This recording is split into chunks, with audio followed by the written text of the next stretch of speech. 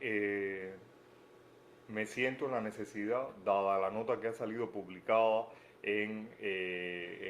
por el gobierno cubano a través de su cuerpo represor de salud pública.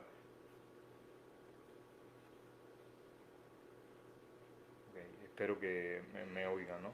Bueno, no sé si debo empezar, pero les decía que me siento en la necesidad, en la responsabilidad que después de ver, de leer la nota que ha publicado el 11 de mayo del gobierno cubano a través de su órgano represor de salud pública sobre el estado de Luis Manuel Otero Alcántara. Aquí tengo la noticia que la voy a ir leyendo y la voy a ir analizando para despedazarla como de costumbre y luego terminar como colofón con algo que será una espada de Damocles sobre ese de gobierno carnicero.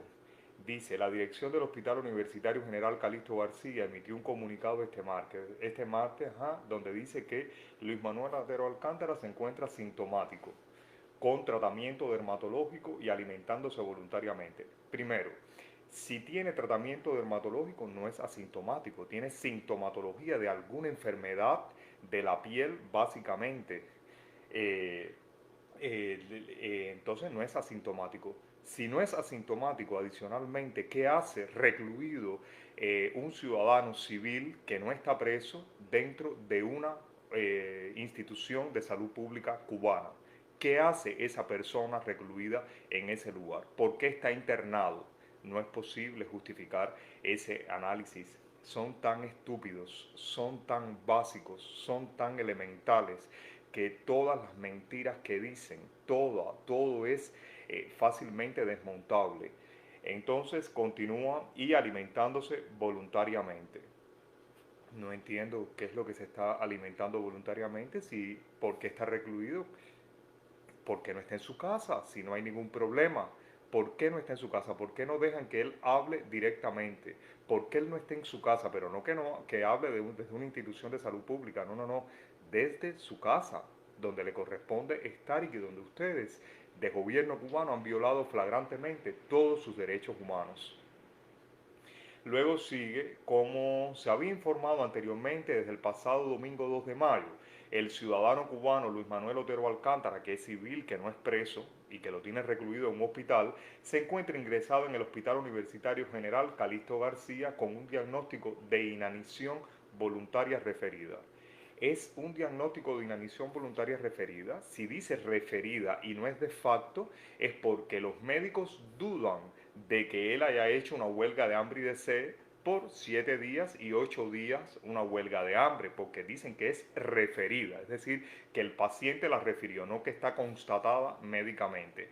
Entonces yo me pregunto, ¿cómo lo recluiste? ¿Por qué lo recluiste? ¿Por qué lo has internado? Además de violando los acuerdos de Malta sobre un huelguista de hambre y de sed, que irrumpiste nuevamente en su casa, que usaste al personal de bata blanca, que son parte de tu ejército carnicero y criminal, te metiste en su casa, allanaste su casa, lo sacaste violentamente de su casa y te lo llevaste de madrugada como un burdo ladrón, como un burdo delincuente, como un criminal, como un mafioso, que es lo que es ese de gobierno cubano, lo que eres tú.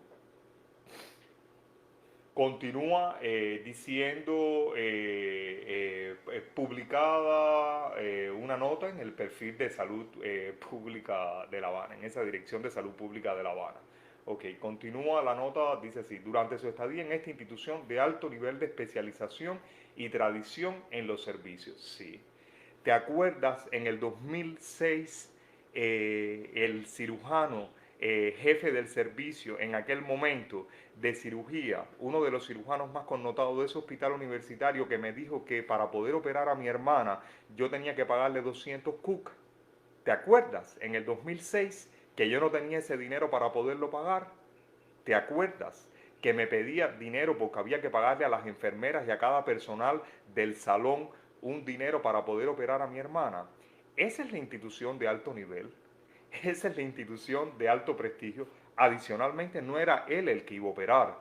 Quien iba a operar era el doctor Fleite, Gilberto Fleite, uno de los pocos capacitados cirujanos oncólogos de Cuba, que ustedes se dieron el lujo de votar del Instituto Nacional de Oncología y Radiobiología, donde era el jefe de servicio de cirugía. Una persona no solo avesada en los términos de cirugía, sino en términos generales para la vida. Y ustedes lo votaron simplemente porque era una persona incómoda desde el punto de vista político y por la envidia para meter en su cargo, para poner en su cargo a la bestia de Erasmo, el asno, el verdadero asno. Entonces, esa es la institución de alto prestigio. La institución que me pedía en el 2006 200 Cook para operar a Omar Isabel Ruiz Urquiola, la paciente oncológica que yo venía salvando y a cuestas, con todas las piedras que me puso en el camino el Ministerio de Salud Pública para matarla. Esa es la institución de alto prestigio. Luego dice, cumpliendo los protocolos que garantizó la recuperación de su estado de salud. ¿Cuál estado de salud? Si la inanición es supuestamente referida, ¿cuál era el problema que tenía? Si tú ni la pudiste constatar, tú no la pudiste constatar, si tus médicos fueron incapaces de constatar, poniendo en duda que él había hecho una huelga de hambre y de sed, no entiendo por qué te contradices y dices que ha habido una recuperación de su estado de salud. Si era referida, tú no la pudiste constatar. Entonces, continúa, estos mentirosos de bata blanca, ellos que van a pagar porque son unos criminales. Hay un rostro detrás de todo eso y siempre hay personas que son honestas dentro del sistema de salud pública y esas personas atemorizadas un día van a hablar. Porque un día se les va a pedir cuentas a ellos, lógicamente, a un jefe verdaderamente de servicio, a los médicos que estaban allí, se les va a pedir que hablen, que digan la verdad, cumpliendo los protocolos de atención hospitalaria establecidos para estos casos. ¿Cuáles casos si es diferida? Volvemos de nuevo a la misma historia. Los principios de la ética médica cubana, la ética médica cubana que me cobraba 200 Cook para operar a Omar en el 2016, en el 2006, la ética cubana que me negó hacerle una prueba de marcadores moleculares antígenos contra el HERV-2 para poder perfilar su tratamiento médico porque la querías matar. ¿Te acuerdas? Pero no solo a ella, al grueso de las mujeres cubanas que ingresaron en el 2005, nunca le hiciste el HER2, la prueba de anticuerpos monoclonales para detectar si era HER2 positivo, porque los tratamientos en consecuencia, que era la inmunoterapia, eran más caras. Y eso era en el Instituto Nacional de Oncología y Radiobiología. Imagínense qué quedaría para el resto de los servicios oncológicos desvalidos de ese archipiélago cárcel. Imagínense. Ese es los principios de la ética médica cubana. Cuando tú me dijiste, cuando el jefe de servicios oncológicos catalá en el Hospital Clínico Quirúrgico CIMEC de Playa me dijo que lamentablemente no se le podía poner una terapia de primera línea a mi hermana porque, imagínense, era muy costosa y entonces ella iba a morir de todas formas, que lo mejor era ponerle cualquier cosa paliativa porque ella se iba a morir y ellos no tenían dinero para poder atender a todas las mujeres que todas están muertas. Pero ¿te acuerdas cuando llegué en el 2005, en un agosto del 2005, al Instituto Nacional de Oncología y Radiobiología, donde todos los doctores del servicio de mastología, excepto la doctora Rubio, en aquel momento la jefa del servicio de mastología y hoy en día la que está al frente de la Oficina Nacional de Cáncer en Cuba en el Ministerio de Salud Pública, fue la única persona que me dio el beneficio de la duda. Todos los demás le dijeron a ella, en mi cara y en la cara de la paciente, que no había nada que hacer, que era gastar balas por gusto. Y es la única que sobrevive. Estamos hablando entonces de esa ética médica cubana. No, pero podemos seguir diciendo sobre la ética médica cubana. ¿Te acuerdas cuando tuve que hacer cartas al esbirro, asesino, presidente, puesto a dedo también en Cuba por el hermanito Fidel Hipólito Castro Ruz, Raúl Castro Ruz, que le tuve que hacer varias cartas en diferentes momentos para exigir la compra del Lapatinib, del Trastuzumab, del Pertuzumab, cuando por primera vez por primera vez aún mostrando las evidencias científicas que la terapia de docetaxel se debía de hacer combinada con celoda, y ustedes, las autoridades del Ministerio de Salud Pública, empezando por la base del director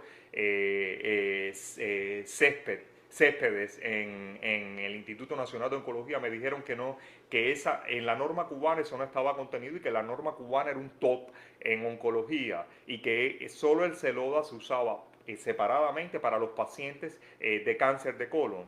¿Te acuerdas cuando yo tuve que ir a casa de una paciente a buscar que había fallecido una muchacha enfermera adicionalmente de las filas de ustedes, que la dejaron morir con un carcinoma inflamatorio de mama y que dejó a una criatura de 1 o 2 añitos, y que yo tuve que ir allí para comprarle el Celoda que su hermano se lo había traído de Puerto Rico, y que el padre y sus familiares me dijeron, no, no, no, nosotros no te lo vamos a vender, nosotros te lo vamos a dar porque hemos visto como tú has dado una pelea con toda esta demostración que nos has enseñado a nosotros, aún no siendo médicos. Estamos hablando de esa ética médica, de esa ética médica estamos hablando.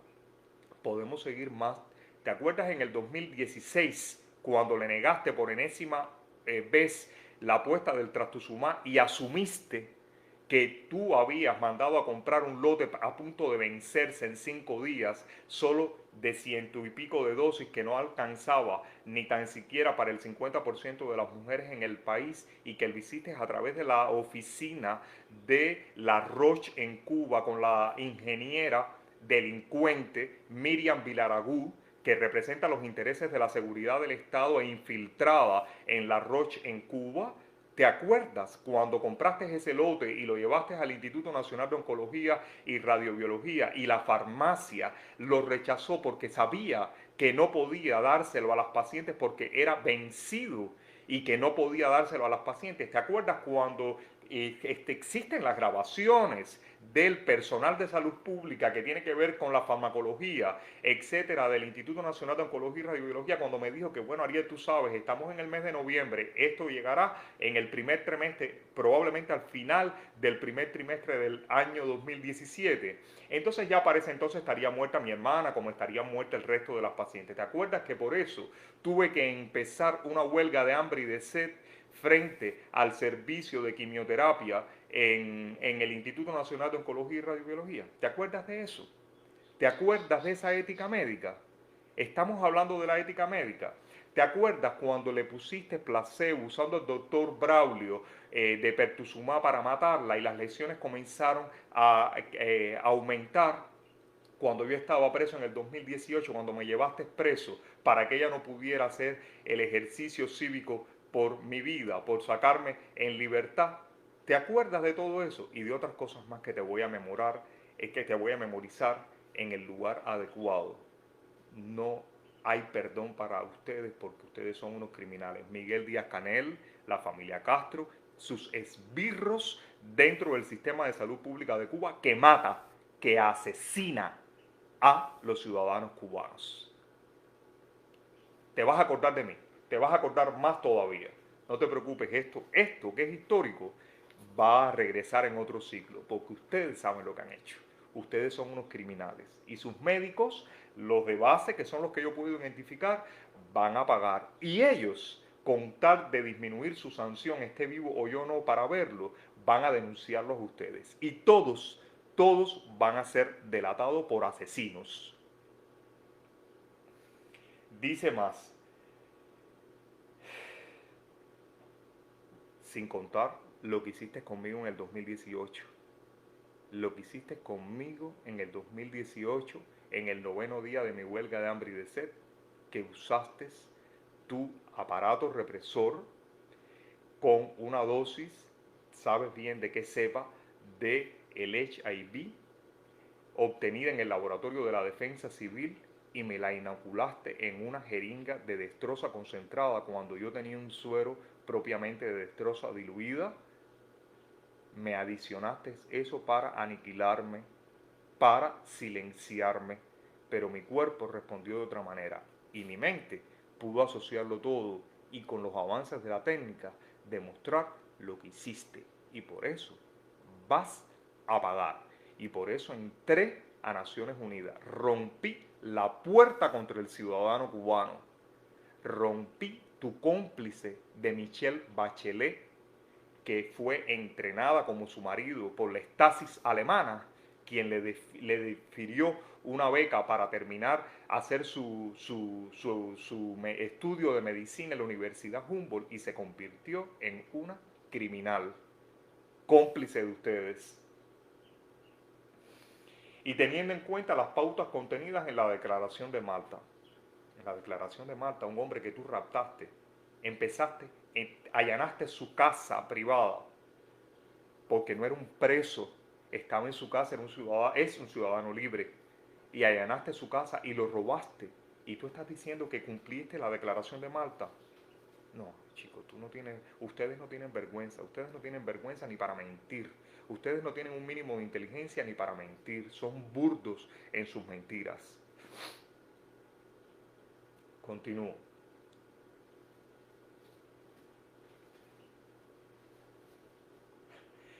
Dice que desde su ingreso el activista ha ingerido voluntariamente alimentación líquida y sólida que le ha aportado las calorías necesarias. Claro, las calorías necesarias. Si ese hombre estuvo en una huelga de hambre y de sed, no referido como dicen ustedes y como dice él, cierto, de 7 días, ese hombre debió haber perdido como mínimo 7 kilogramos, acorde con mi propia experiencia. Sin embargo, la persona que ustedes ponen es una persona totalmente recuperada, vaya, ustedes deben haberlo alimentado con proteínas especiales, con alimentos especiales de astronautas, para en tiempo récord poder incorporar la masa muscular y desarrollarlo todo de manera eficaz.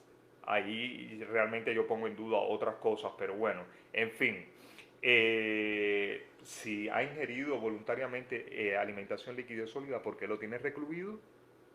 ¿Tú te acuerdas después de 16 días en los que yo no tomé agua, en los que yo no me alimenté, en lo que lo único que tú pudiste hacer a partir del sexto día, concluido el sexto día, fue ponerme una infusión endovenosa de cloruro de sodio y de destroza diluida, y que al 16 días, acabado el 16 día, el 17 día me dijiste que todos mis parámetros fisiológicos celulares eran normales y que yo podía regresar a mi casa. Claro que yo iba a regresar a mi casa. El día antes no lo hice cuando tuve mi libertad, justamente porque me engañaron y me dijeron que le habían avisado a mi hermana y que mi hermana estaba en camino. Mi hermana llegó al otro día con Oscar Casanella. Y por eso fue que cuando yo desperté, yo me había dormido profundamente, vaya usted a saber, pienso que me había dormido yo solo profundamente, y cuando desperté ya ellos estaban realmente en el camino, y no por usted, no lo supe por los miembros de salud pública, esta vez que no me engañaron ellos, fue una persona de Somos Más que fue a verme y que me dijo: Ariel, no te preocupes, ellos sí están avisados y están en camino y están a punto de llegar. Igualmente, a solicitud expresa del paciente, fue interconsultado por la especialidad de dermatología, recibiendo el tratamiento correspondiente. ¿Qué tiene? Tiña. ¿Qué tiene? ¿Qué afección dermatológica tiene? La cogió en el hospital, ¿no? Porque si él no entró con una afección dermatológica, ¿cómo ahora tiene una afección dermatológica? No entiendo nada. ¿Quién le produjo la afección dermatológica? La inmunodepresión, si come y toma agua desde el primer momento que ustedes lo recluyeron en ese lugar. Aprendan a contar historias macabras, aprendan a contarlas, al menos que sean creíbles. La dirección del Calixto García dijo además que en su estancia hospitalaria, su estancia en el hotel, básicamente allí de turismo, realizando varias caminatas en horarios diurnos por las áreas comunes del hospital. ¿Para qué? Para él se convirtió de momento en ingeniero en cuestiones, en tecnologías de la salud, o quizás lo hiciste doctor para analizar las infraestructuras médicas, cómo podrías mejorar todo el desastre de infraestructuras médicas que es ese hospital y que toda la vida lo ha sido, toda la vida después de la revolución, lógicamente, que lo ha sido. Dan pena todos ustedes. Si camina, si no tiene problema, ¿por qué lo tienes recluido? ¿Por qué lo tienes recluido?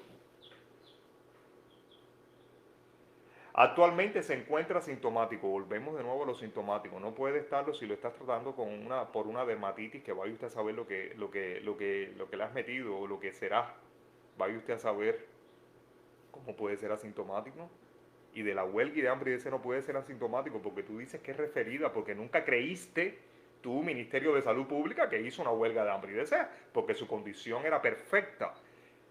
Come y toma agua, ¿de qué estamos hablando? Porque lo tiene recluido.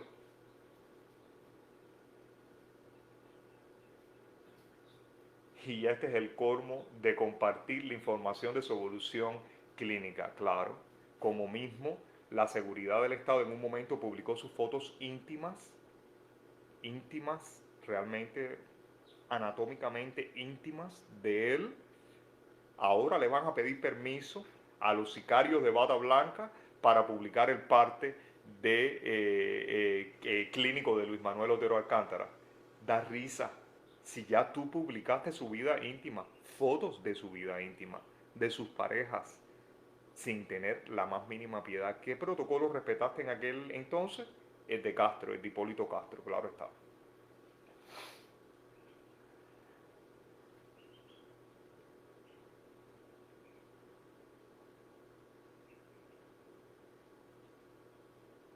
Es básicamente lo que quiero aclararles a ustedes sin tener en cuenta todo el contexto de un hospital militarizado, sin tener en cuenta de que no dejan entrar a los representantes del movimiento San Isidro al hospital, que no dejan entrar a sus amigos y que tienen a dos parientes que supuestamente aliados, manipulados por la seguridad del Estado. Ustedes van a pagar, ustedes van a pagar.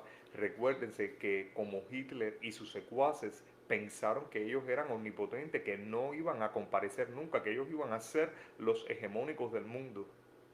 Ustedes van a pagar, ustedes van a estar en manos de la justicia internacional como criminales. Ustedes lo van a estar y no se preocupen que no va a ser solo por estos casos que yo he descrito anteriormente, no, hay otros episodios que ustedes saben que han hecho, pero en este mundo de ciencia y de ciencias médicas, más rápido se coge un mentiroso con cojo. Recuérdense que se lo estoy diciendo y prepárense para lo que viene. Abusadores, criminales, de gobierno cubano, criminales y todos sus aliados que han tenido otros criminales que por cuestiones económicas, por prebendas de turismo, incluso hasta sexual, de los dineros que han tenido las compañías y que los han tocado como el sinvergüenza de Borrell, el, uno de los vicepresidentes de la Unión Europea para todo lo que tiene que ver con las relaciones internacionales. Dan pena, dan vergüenza. Ustedes son la vergüenza de la humanidad. Ustedes son parte de esa vergüenza histórica de la humanidad, de la revolución cubana. Vergüenza siento de ustedes, más que asco, vergüenza.